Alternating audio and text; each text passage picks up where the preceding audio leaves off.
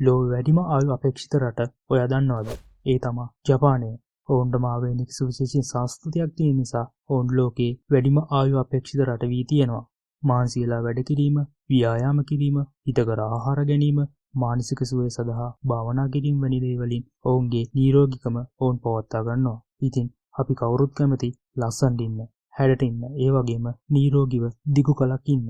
කාර්යබහුල ලෝකෙක ඉන්න ඔයාගේ පෙනුම ගැන වැඩි සැලකිල්ලක් දැක්වුවත් ඔයාගේ සෞඛ්‍ය ගැන ඔයා වැඩි සැලකිල්ලක් දක්වන්නේ නැතුව ඇති. ඉතින් මම අද කතා කරන්නේ ඔයාගේ සෞඛ්‍ය තත්ත්වය යහපත්ව තියාගන්න ඔයාට උදව් වෙන ටිප්ස් 5ක් ගැන.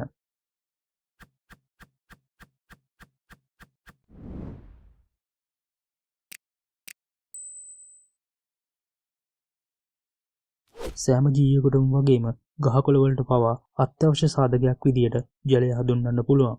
අපගේ ශරීරයේ 60%කට වඩා වැඩිපුර අන්තර්ගත වන්නේ ජලයයි. ඒ වගේම ජලය නොමැතිව දින 3-4කට වඩා මිනිසෙක්ට ජීවත් වෙන්න බෑ.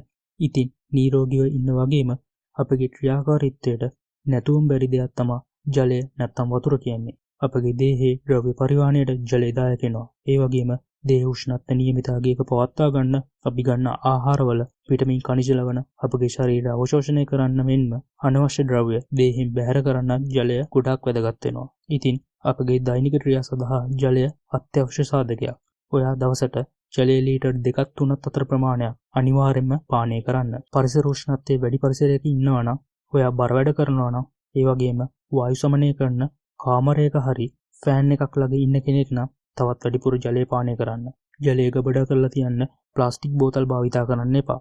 පීතුරු බෝතලයක් හරි මල නොබදෙන වාහනේ වලින් හදපු බෝතලයක් පාවිච්චි කරන්න. ඒ වගේම අධික සීතල වතුර වගේම ගොඩක් රසණීය වතුරක් පානය කරන්න එපා.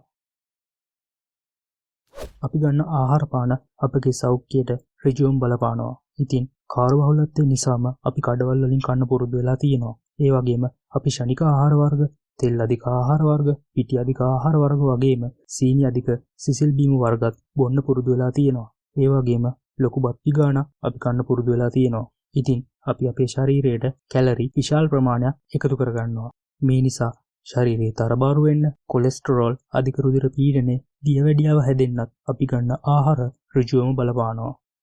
අපිට හරියන ඩයට් ප්ලෑන් එකක් සාදා ගැනීම ඉතා වැදගත්. පුළුවන් තරම් ශනික ආහාර වලින්ද, පිටිකිරි පානෙන්ද, සිසිල් බීම පානෙන්ද වැළකී ඉන්න.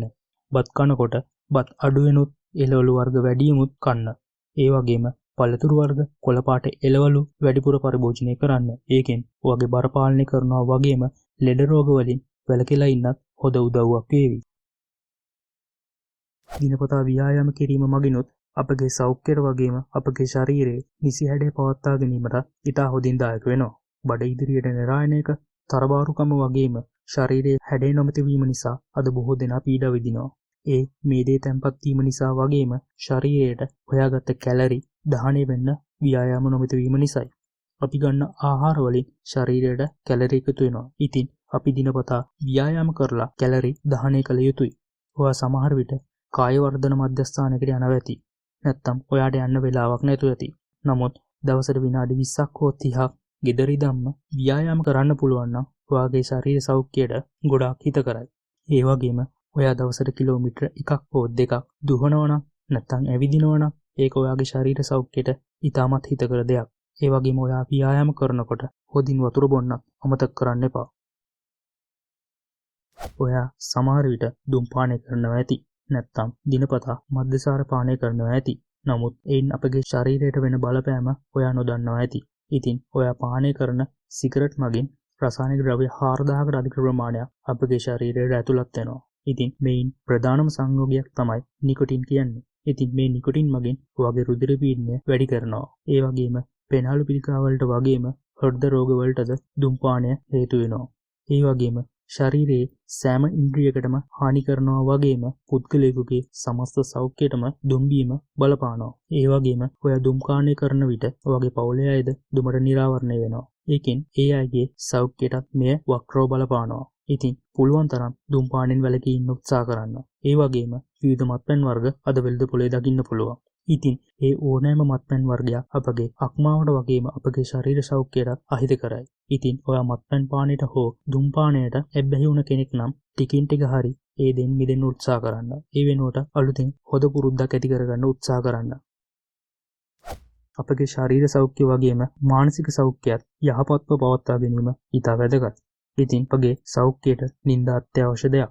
වෛද්‍යවරුන් පවසන විදිහට සාමාන්‍ය පුද්ගලයෙක් පැය 8ක පමණ හොඳ නිින්දක් ලබා ගත යුතුයි. ඉතින් ඔයාට ප්‍රමාණවත් නිින්දක් නොලැබුණාම ආතතිය, අධික වෙහෙස, විෂාදය වැනි රෝග තත්ත්වයන් ඇති වෙන්න පුළුවන්. නිදා ගන්න කලින් ඔයාට භාවනා කරන්නත් පුළුවන් නම් ඒන් ඔයාට හොඳ නිින්දක් ලබා ගන්න පුළුවන්. ඉතින් මේ ටිප්ස් ඔයත් අදම try කරලා බලන්න. ඒ වගේම යාළුවන්ට දැනගන්න වීඩියෝ එක share කරන්නත් අමතක කරන්න එපා. තවත් මෙවැනි වටිනා කරුණු දැන ගැනීමට අපගේ විශ්ම රේඛා YouTube නාලිකාව subscribe කිරීමටත් අමතක කරන්න එපා.